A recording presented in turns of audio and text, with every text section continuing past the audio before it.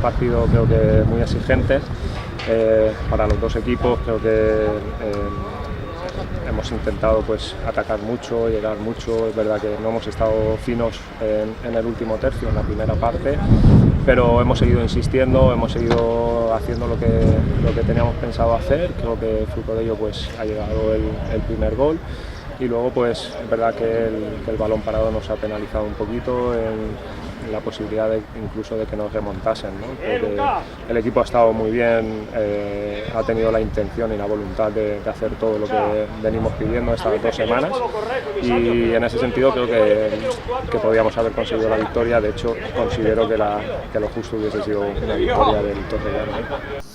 Bueno, es verdad que yo llevo solo 2 semanas, que estoy viendo pues eso, mucha voluntad de hacer las cosas que se proponen.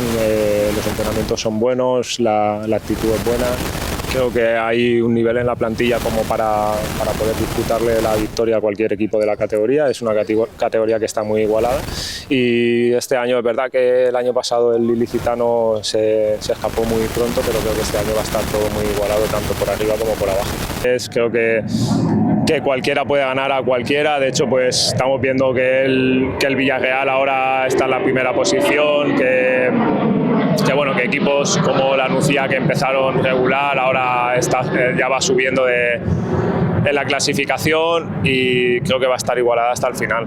Nada, que gracias por venir, que vamos a intentar pues que vean lo que han visto hoy, todos los partidos que juguemos aquí en casa, ¿no? Pues un equipo que busca al rival, que va hacia adelante, que busca pues tener ocasiones, y que merece, como hoy creo que hemos merecido la victoria.